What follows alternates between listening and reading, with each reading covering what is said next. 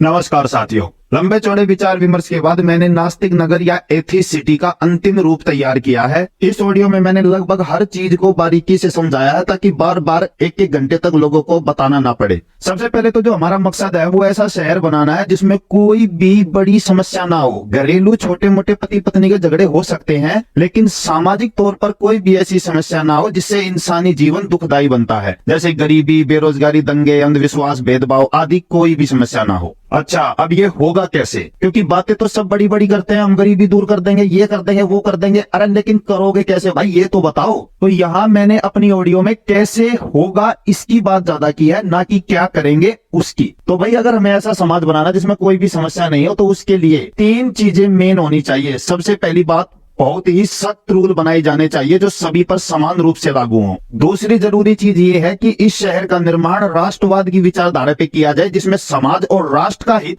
आदमियों से पहले देखा जाता है, जैसे चीन में, ना कि आदमियों का हित समाज से पहले देखा जाए जैसे भारत में हो रहा है। क्योंकि सच्चाई ये है कि लोगों को किस बात से कोई मतलब नहीं है कि समाज अच्छा बने या ना बने। उन्हें बस फ्री बिजली, पानी, राम मंदिर दे दो और वो लोग खुश रहेंगे, चाहे उसके बाद देश को बेशक गुलाम बनने दो। तो भाई एक बढ़िया समाज तभी बनेगा जब हम अपने फायदे से पहले समाज या दूसरों का फायदा देखें। और ऐसा नहीं है कि इसमें आपका फायदा नहीं होगा, दरअसल सबसे ज्यादा फायदा तो आपका ही है कि एक ऐसा समाज बन जाए जिसमें कोई भी गरीबी, बेरोजगारी, भुखमरी, लड़ाई दंगा ना हो। लेकिन मैं चाहे कितनी भी ईमानदारी और देशभक्ति की बातें कर लूं, मुझे पता है लोगों को घंटा फर्क नहीं पड़ता, और जब तक मैं उनसे उनके फायदे की बात नहीं करूंगा कोई भी मेरा साथ नहीं देगा। इसलिए पहले रूल में मैंने आपके फायदे की ही बात बताई है। हमसे जुड़ने पर आपका पहला फायदा तो ये होगा कि अगर माँ बाप की मौत हो जाती है तो बच्चों को बड़ा और जिम्मेदार होने तक शहर संभालेगा। दूसरा फायदा यह है कि बुढ़ापे में बच्चे माँ बाप को घर से निकाल नहीं सकते, वरना उन्हें ही निकाल दिया जाएगा। इसके अलावा अगर माँ बाप की बच्चों से नहीं बन रही और वो खुद अलग रहना चाहते हैं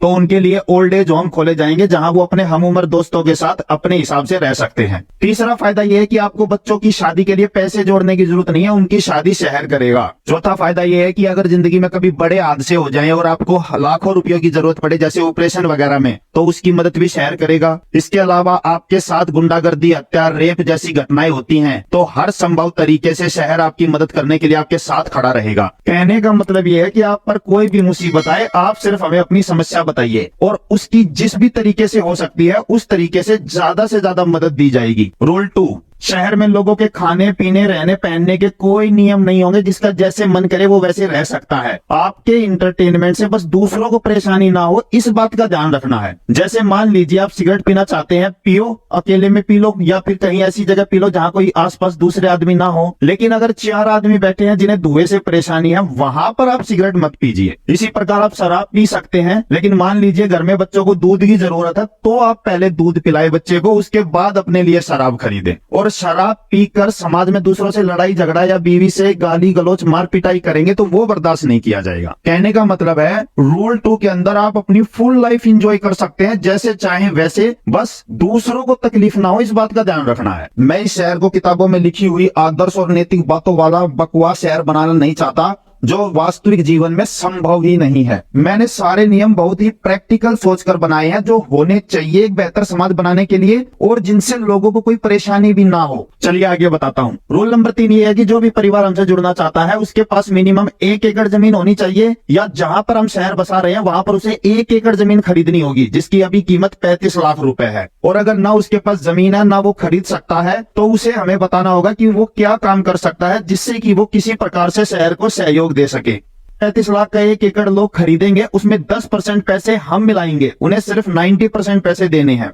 लेकिन यहाँ मैं आपको बता दूं कि ये जो 1 एकड़ जमीन है, ये एक परिवार में 2 बच्चे, एक लड़का एक लड़की के लिए है। अगर किसी के परिवार में 2 से अधिक बच्चे हैं तो उसको उसी प्रकार हर जोड़ी बच्चों के लिए 1-1 एकड़ जमीन खरीदनी होगी। मतलब अगर आपके परिवार में 10 लड़के 10 लड़की हैं तो आपके पास 10 एकड़ जमीन होनी चाहिए। मेंबर जो भी संपत्ति खरीदेंगे, जैसे उनकी 1 एकड़ जमीन, तो वो अपने नाम नहीं बल्कि शहर के नाम खरीदेंगे। मतलब संपत्ति किसी एक आदमी की ना होकर पूरे समाज की होगी। लेकिन यहाँ मैं आपको बता दूं कि संपत्ति का इस्तेमाल केवल वही परिवार पीढ़ी दर पीढ़ी अपने जीवन यापन के लिए करेगा जिसने उसे खरीदा है। अब इस रूल का ये फायदा होगा कि हमारे समाज में जो पैसे के लिए एक दूसरे की मारा मारी है वो खत्म हो जाएगी, क्योंकि आप किसी भी तरीके से दूसरे की प्रॉपर्टी छीन ही नहीं सकते। तो जो भाई भतीजे एक दूसरे को मारने पर तुले हुए हैं वो हमारे शहर में नहीं होगा। रूल नंबर 5, पांचवा रूल ये है कि एक परिवार मैक्सिमम 10 एकड़ जमीन खरीद सकता है, उससे ज्यादा नहीं। अगर किसी के 2 से अधिक बच्चे हैं तो वो उसी के अनुसार 20 या 30 एकड़ जमीन खरीद सकता है, जो कि उसकी मौत के बाद हर बच्चों में बराबर बराबर 10-10 एकड़ बट जाएगी। हमारे यहाँ 1 एकड़ से लगभग 2 लाख की कमाई होती है, तो अगर किसी परिवार के पास 10 एकड़ जमीन होगी तो उसकी सालाना कमाई 20 लाख होगी, जिससे वो अपनी सभी जरूरत और ऐशो आराम पूरे कर सकता है। इसके अलावा ऐसा नहीं है कि आप और ज्यादा पैसे नहीं कमा सकते, आप करोड़ों रुपए कमा सकते हैं, लेकिन फिर वो पैसे बैंक में रखिए और अपनी सुख सुविधा और ऐशो आराम पर खर्च कीजिए, महंगे गाड़ी, बंगला, क्लब, फैक्ट्री, उन चीजों पर। लेकिन जो जमीनें हैं वो 10 एकड़ से ज्यादा आप नहीं खरीद सकते। ये रूल मैंने 2 बड़ी समस्याओं को हल करने के लिए बनाया है। एक तो पूंजीवाद, जैसा आज देश में हो रहा है कि 10% लोगों के पास 90% प्रॉपर्टी है, ये समस्या हमारे शहर में कभी नहीं होगी। दूसरा, हमारे शहर में आदमी के अच्छे और बुरे का फैसला उसके कामों के आधार पे होगा, ना कि पैसे प्रॉपर्टी के आधार पे, क्योंकि पैसे तो सबके बराबर हैं। आप एक निश्चित मात्रा तक ही अमीर हो सकते हैं, उसके बाद किसी को फर्क नहीं पड़ता कि आपके पास कितने पैसे हों। उसके बाद आप जितना ज्यादा लोगों की मदद करेंगे उतने ही ज्यादा लोग फिर आपको पसंद करेंगे। आज हमारे देश में सबसे बड़ी दिक्कत यही है कि भले ही आपने कितने भी बलात्कार, हत्याएं, गुंडागर्दी की हो, कोई नहीं देखता, बस आपके पास कितना पैसा प्रॉपर्टी है वो चीज मायने रखती है। जो अमीर है पुलिस उसकी जेब में होती है, मीडिया उसका गुणगान करेगी, सभी अपनी बेटियों की शादी उसके बच्चों से भी करना चाहेंगे, और जो अच्छे और ईमानदार गरीब लोग हैं उनको कोई पूछता भी नहीं, चाहे वो कितनी भी लोगों की मदद कर ले। लेकिन हमारे शहर में ऐसा नहीं होगा। इसके अलावा जब कोई आदमी मैक्सिमम अमीर बन जाता है तो अपने आप दूसरों की मदद करना शुरू कर देता है, क्योंकि और अमीर तो वो बन नहीं सकता, तो वो सोचेगा कि चलो लोगों की मदद ही करने लग जाऊं। लेकिन हमारे समाज में ये हो रहा है कि अमीर होने की कोई लिमिटेशन नहीं है, इसीलिए सब सोचते हैं कि इसका हड़प लूं, उसका हड़प लूं, सबसे अमीर बन जाऊं। और इस अमीर बनने की रेस में सब एक दूसरे को मारने और धोखा देने पर तुले हुए हैं, जिसमें कोई नहीं जीतता, अंत में सब हारते हैं। तो ये देश में होना चाहिए कि एक आदमी एक निश्चित मात्रा तक ही अमीर हो सकता है, उसके बाद वो उसके पैसा कोई वैल्यू नहीं रखे, तब लोग अपने आप दूसरों की मदद करेंगे। और ये काम केवल समाजवादी विचारधारा में ही संभव है, ना कि पूंजीवादी विचारधारा में। रूल नंबर 6, ऊपर के रूल सुनकर आप ये ना समझे कि मैं सबको किसान और खेतों में काम करने वाले मजदूर बनाने का समाज बना रहा हूँ। दरअसल शहर में जमीन खरीदना कंपलसरी है, लेकिन उस पे रहना या खेती करना कंपलसरी नहीं है। आप शहर में जहाँ रह रहे हैं वहीं रह सकते हैं, और शहर में जो चाहे आप वो काम या नौकरी कर सकते हैं। आपने जो जमीन खरीदी है वो हम दूसरे आदमी को दे देंगे उस पे काम करने के लिए, और बदले में सालाना आपको 80,000 रुपए मिलता रहेगा। हाँ, आप खुद काम करेंगे तो 1 एकड़ से करीब 2 लाख की कमाई होती है, लेकिन किराए पर देते हैं तो यहाँ पर 80,000 रुपए ही मिलते हैं। तो आपको हर साल 80,000 रुपए मिलेगा, और 1,20,000 जो आपकी जमीन पर काम करेगा उस मजदूर या हमारे दूसरे साथी को मिलता रहेगा। अब आप लोग ये सोच रहे होंगे कि भाई मैं बार बार जमीन खरीदने की बात क्यों कर रहा हूँ, जबकि जमीन से तो सबसे कम कमाई होती है, किसान खुद भूखे पैसे जहर खा के मर रहे हैं। तो भाई जमीन के बहुत फायदे होते हैं। सबसे बड़ा फायदा तो ये है कि भले ही कमाई कम होती हो, लेकिन ये कभी आपको भूखे नहीं मरने देती, पेट भरने और खाने कमाने लायक पूरे साल देती रहती है। 10-15 हजार के लिए आपको पूरे महीने किसी की जी हजूरी नहीं करनी पड़ती। और सबसे बड़ा फायदा यही है कि जमीन पर काम करने वाला किसान आत्मनिर्भर होता है, किसी के टुकड़ों पर नहीं पलता। वो अन्याय और गलत चीज का खुलकर विरोध कर सकता है। और आपको याद हो तो अभी सरकार को केवल किसानों ने ही एक बार झुकाया है, इसके अलावा सरकार जो चाहे वो रूल बना देती है और सबको मानना पड़ता है, चाहे वो कितना ही बड़ा IAS IPS क्यों ना हो। पीछे कोरोना में रूल बना भी था कि जितने भी सरकारी अधिकारी हैं सबको कोवैक्सीन लगवानी पड़ेगी, वरना किसी की भी सैलरी नहीं आएगी। मजबूरी में सभी ने कोवैक्सीन लगवाई, और उसके बाद ही ये हार्ट अटैक के केस बढ़ते जा रहे हैं। खैर, मैं ये कहना चाह रहा हूँ कि अगर जमीन पास में हो तो आप जो है किसी के टुकड़ों पर नहीं पलते। साथ ही अगर आपकी डेथ हो भी गई तो आपके बच्चों को हम आपकी खरीदी हुई 1 एकड़ की कमाई से ही पालेंगे, जो कि मैंने रूल 1 में बताया था। क्योंकि हमारे पास कोई पैसों का पेड़ तो है नहीं जो पूरी दुनिया के बच्चों को फ्री में अपनी तरफ से पाले। मैं भी आपकी तरह नॉर्मल नौकरी पेशे वाला ही आदमी हूँ। इसके अलावा एक बहुत ही बड़ी वजह है जमीन खरीदने की, और वो है AI और रोबोटिक जमाना शुरू हो चुका है। फ्यूचर में जो आज इंसानी टैलेंट और हम ये बातें कहते हैं ना कि पढ़ाई करो कामयाब होके दिखाओ, ये फालतू की बकवास बन के रह जाएगी। आपके अंदर कितना भी टैलेंट और मेहनत हो कोई मायने नहीं रखेगा। किसान, मजदूर, अकाउंटेंट, वकील, डॉक्टर, टीचर वगैरह के काम सिर्फ रोबोटों से किए जाएंगे, बनाएंगे। 20 साल तक डॉक्टर की ट्रेनिंग देकर एक डॉक्टर बनाने से अच्छा है कि 20 मिनट में कंप्यूटर के अंदर हम डॉक्टर की सारा का सारा डाटा भरें और एक अच्छा सा रोबोट डॉक्टर की तरह सर्जरी करने लग जाए। इसके अलावा रोबोट ना थकेगा, ना गलती करेगा, ना सैलरी मांगेगा। तो धीरे धीरे पूरी दुनिया में आदमी खत्म हो जाएंगे, केवल मशीन और रोबोट ही काम करेंगे। उस समय केवल वही जिंदा रहेगा जिसके पास खुद की जमीन होगी, जो उस पर थोड़ा बहुत काम करके खाने लायक सामान पैदा कर सकेगा। और आपको अपनी जमीन पर खुद काम करने की भी जरूरत नहीं है, उसके लिए भी रोबोट होगा। आपको तो बस जमीन पर पैदा होने वाली चीजें खाकर पूरे साल बस पड़े रहना है मजे से। इसके अलावा रोबोट वगैरह खराब हो गए तो उन्हें ठीक करने का काम भी रोबोट ही करेंगे। तो भाई मैं आज के हालात देखकर फ्यूचर का अनुमान लगा सकता हूँ। फ्यूचर में केवल वही सर्वाइव कर पाएंगे जिनके पास अपनी खुद की जमीन होगी। कम से कम इतनी तो होनी चाहिए कि परिवार को पूरे साल खाने लायक सामान मिलता रहे। तो भाई जमीन की बहुत वैल्यू है, इसे आप हल्के में ना लें। लड़की वाले भी जब देखने आते हैं तो सबसे पहले यही पूछते हैं कि लड़का सरकारी नौकरी है या जमीन जायदाद कितनी है, क्योंकि उन्हें पता है साला नशेड़ी शराबी कैसा भी हो, अगर जमीन है तो कम से कम हमारी बेटी भूखी तो मरेगी नहीं। इसीलिए जो भी मेंबर बनना चाहते हैं कम से कम 1 एकड़ जमीन तो सबके पास होनी चाहिए, ताकि उनका परिवार पीढ़ी दर पीढ़ी अपना गुजारा कर सके। रूल नंबर 7, हर साल शहर के लोग 10-15 लोगों की एक वर्किंग कमेटी बनाएंगे, जो शहर के लड़ाई झगड़ों को सुलझाने, लोगों की मदद करने और विकास संबंधी कार्यों में पैसे के इन्वेस्ट से रिलेटेड सारे फैसले लेंगे। और इन लोगों को इस काम के लिए कोई सैलरी भी नहीं मिलेगी, बस इन्हें अपने खेतों में काम नहीं करना पड़ेगा। इनकी जगह इनके खेतों को इनके पड़ोसियों को दे दिया जाएगा और इन लोगों का काम होगा शहर के सभी लोगों के सभी दुख दर्द में उनकी मदद करना। रूल नंबर 8, शहर के लोग अपनी इनकम का 10% वर्किंग कमेटी को दिया करेंगे और उस 10% का इस्तेमाल वर्किंग कमेटी उन कामों में करेगी जिसके लिए लोग उम्र भर पैसे जोड़ते हैं। इसका फायदा ये होगा कि अब लोगों को अपने बड़े खर्चों के लिए उम्र भर पैसे जोड़ने की जरूरत नहीं है, वो बस अपने परिवार के साथ मिलजुल कर रहे, और जो 10-15 सालों में बड़े खर्चे होते हैं वो वर्किंग कमेटी या शहर अपने आप करेगा। मान लीजिए 100 लोग हैं, अब 1 एकड़ से 2 लाख की कमाई होती है, तो सब लोग उसका 10% यानी 20-20 हजार रुपए जमा करें तो वर्किंग कमेटी के पास हर साल 20 लाख रुपए होंगे। अब पहले साल हम उससे 3 ट्रैक्टर खरीद सकते हैं जो बारी बारी सब लोग इस्तेमाल कर सकते हैं। वही अगर 100 लोगों के पास 1-1 एकड़ जमीन है तो उनमें से कोई भी ट्रैक्टर नहीं खरीदेगा 1 एकड़ के लिए। इसी प्रकार दूसरे साल सोलर पैनल खरीदे जा सकते हैं जिससे सबको बिजली फ्री मिला करेगी। तीसरे साल शहर के अंदर वाटर प्लांट लगाया जा सकता है जिससे कि अपना खुद का पानी रिफाइन करके सबको दिया जा सकता है। और इस प्रकार मात्र 3 साल में सबके पास अपना खुद का ट्रैक्टर, फ्री बिजली, फ्री पानी होगा। और इसी तरह मान लीजिए इस साल 5 बच्चों की शादियां करनी है तो 5 अलग अलग शादियों के बजाय एक शादी करेंगे 5 की, जिसमें खर्चा भी बचेगा और धूम धड़ाके से भी होगी। और आपको कुछ नहीं करना, बस अपने परिवार के साथ अपनी लाइफ एंजॉय करनी है और भविष्य में होने वाले सभी खर्चों की चिंता वर्किंग कमेटी पर छोड़ दीजिए। रूल नंबर 9, ये है पॉपुलेशन कंट्रोल का नियम। अगर कभी जनसंख्या ज्यादा हो जाती है तो हम लोग 2 संतान या 1 संतान का नियम लागू करेंगे, जिससे कि जनसंख्या को वहीं पर रोका या कम किया जा सके। जैसे ही हमारे साधन बढ़ने लगेंगे हम धीरे धीरे जनसंख्या बढ़ाते रहेंगे और इसी नियम की वजह से हमारे समाज में कभी भी गरीबी या बेरोजगारी पैदा नहीं होगी और सब लोग अमीर और ऐशो आराम की जिंदगी जिएंगे। कैसे, मैं आपको बताता हूँ। अभी कुछ दिन पहले बिहार से मेरे पास मेंबरों का फोन आया था, तो मैंने उनसे कहा कि भाई आप लोग एक काम कीजिए, आप सबके पास 2-2 कट्टा जमीन है और लगभग 1000 परिवार होंगे, तो आप सब केवल एक ही बच्चा पैदा करें, चाहे वो लड़का हो या लड़की। इस प्रकार 20-25 साल बाद ऑटोमेटिक आपकी पॉपुलेशन घटकर आधी रह जाएगी, क्योंकि बूढ़े माँ बाप 2 मरेंगे लेकिन बच्चा एक ही पैदा होगा। तो जहां आज आपके पास 2 कट्टा जमीन है, 25 साल बाद 4 कट्टा जमीन हो जाएगी। और इसी प्रकार आगे वो भी 1-1 संतान पैदा करेंगे तो 25 साल बाद फिर दोबारा बढ़ के 8 कट्टा जमीन हो जाएगी।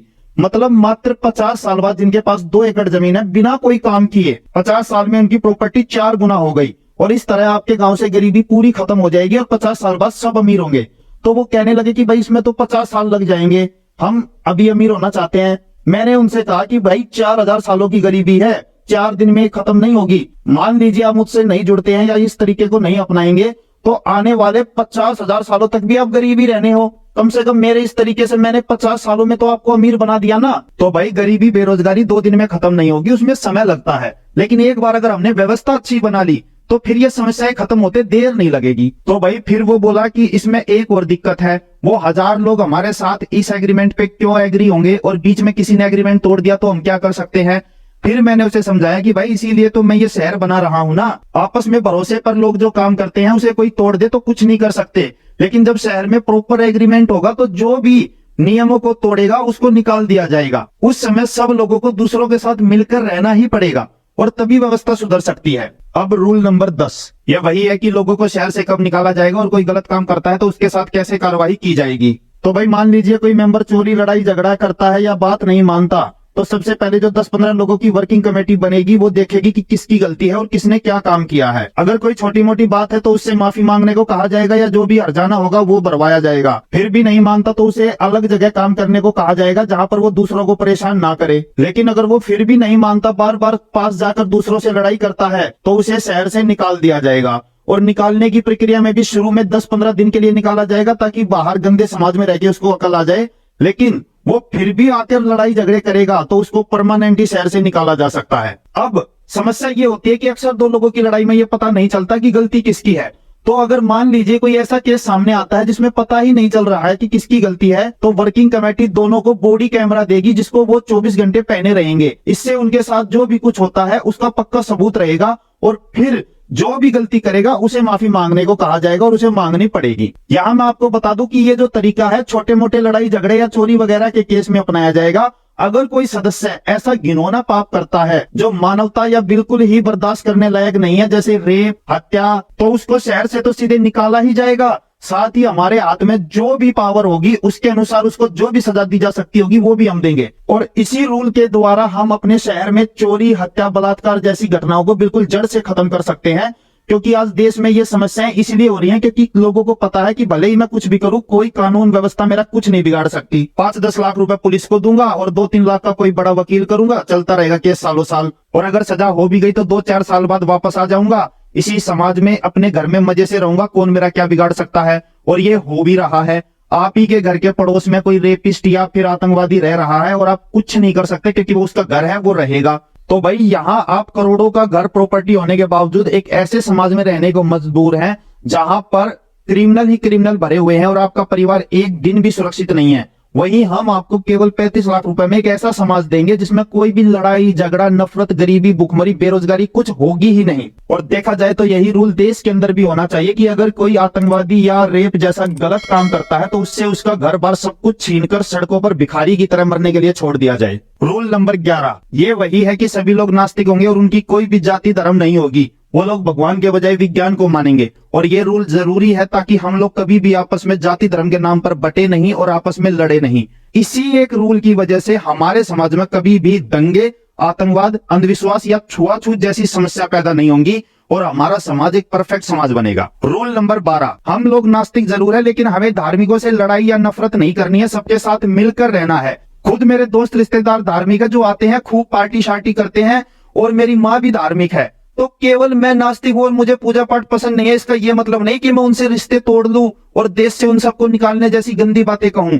भाई सबकी अपनी अपनी सोच है, जिनको पसंद है वो माने, लेकिन हम आपस में बटकर लड़ना नहीं चाहते, इसीलिए हमें नहीं मानना है।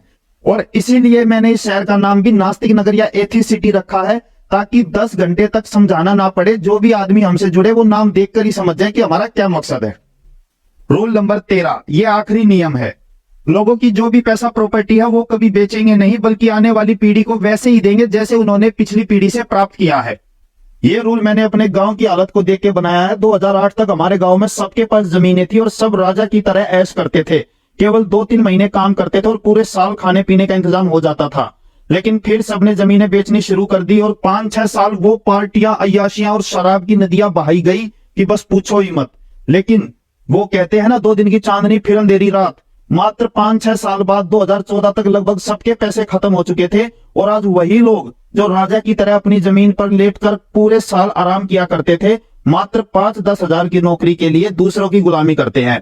पहले 2 महीने के काम में साल भर के खाने का इंतजाम हो जाता था और अब 11 महीने नौकरी करने के बाद भी इतने पैसे नहीं कमा पाते कि 1 महीना बैठकर खा सके। पैसे की इतनी कमी हो गई है कि पैसे के लिए भाई भाई को मारने को तैयार हो गया है। बाहर से देखने पर सब खुशहाल दिखाई देते हैं, सबकी करोड़ों की कोठियां और लाखों की गाड़ियां खड़ी हैं, लेकिन अंदर से सब खोखले हो चुके हैं। जो पानी पिलाना पहले धर्म समझा जाता था, अब वही 15-20 रुपए की बोतलों में बिकने लगा है। जिस जमीन के लोग खुद मालिक हुआ करते थे, अब उस पर चौकीदारी की नौकरी करते हैं।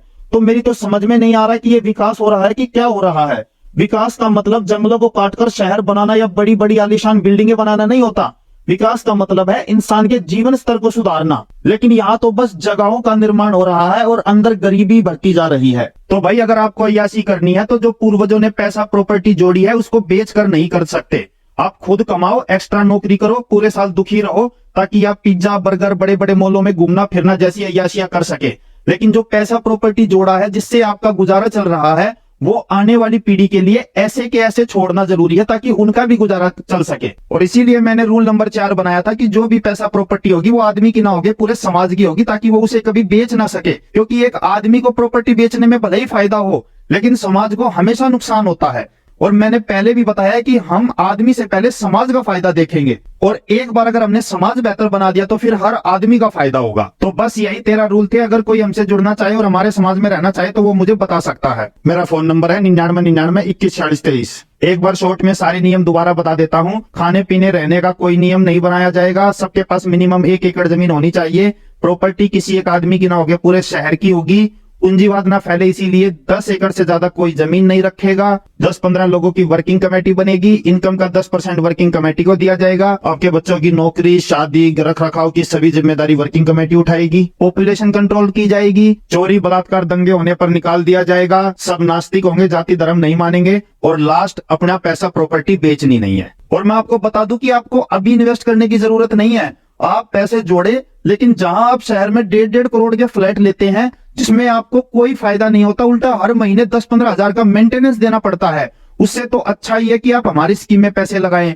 वहां पर आपको गरीबी, बेरोजगारी, भ्रष्टाचार, रेपिस्टों वाला समाज मिलता है, जहां कोई किसी की मदद करने को तैयार नहीं है। लेकिन यहां पर हम आपकी हर मुसीबत में आपकी मदद तो करेंगे ही, साथ ही आपने जो 35 लाख रुपए लगाए हैं, उससे जो भी सालाना आपकी कमाई होती है, उससे हर महीने 10-15 हजार रुपए भी आपको देंगे। तो भाई डिसाइड आपको करना है। हमने आपको अपनी स्कीम बताई है, अच्छी लगे तो आप जुड़ो, और नहीं लगे तो जिस बड़े समाज में आप रह रहे हैं उसी में रहते रहिए। जब भी कोई मुसीबत आए तो आप अपने हिसाब से उससे लड़िए। हमसे किसी भी तरह की मदद की उम्मीद ना रखें। धन्यवाद।